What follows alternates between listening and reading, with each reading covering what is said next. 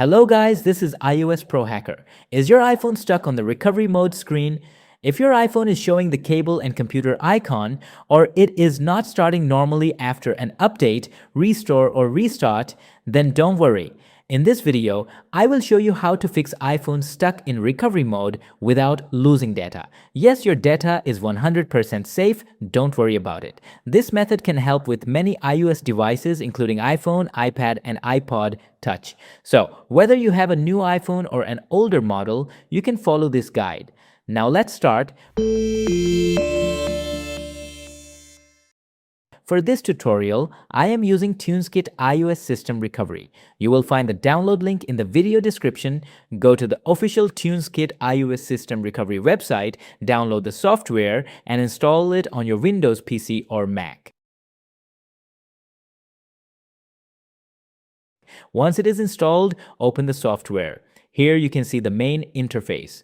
TunesKit iOS System Recovery includes different tools for iOS problems. It can help with devices stuck in recovery mode, Apple logo, boot loop, black screen, white screen, update problems, restore problems, iTunes errors, and many other iOS system issues. You may also see options like iOS System Repair, enter or exit recovery mode, upgrade or downgrade iOS, reset device, iTunes Repair, and other tools. But right now, our main problem is recovery mode. So first, select enter or exit recovery mode.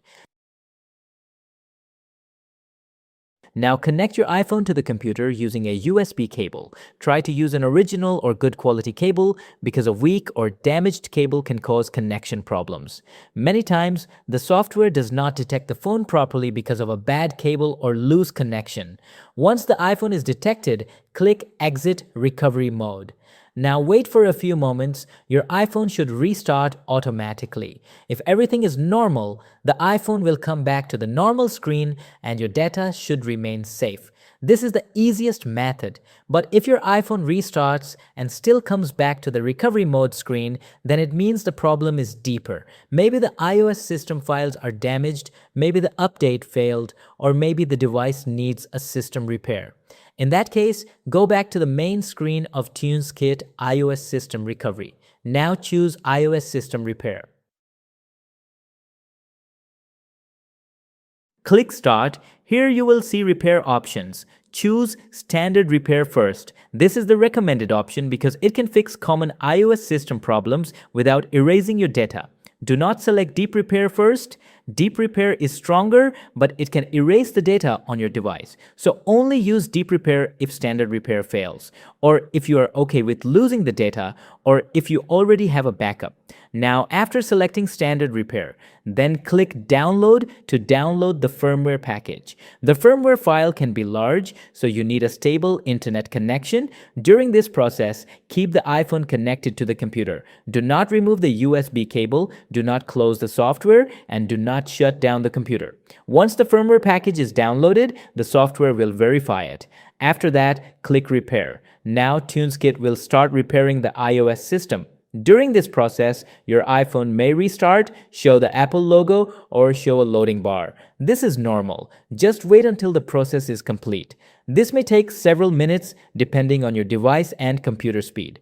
When the repair is finished, your iPhone should restart and return to the normal screen.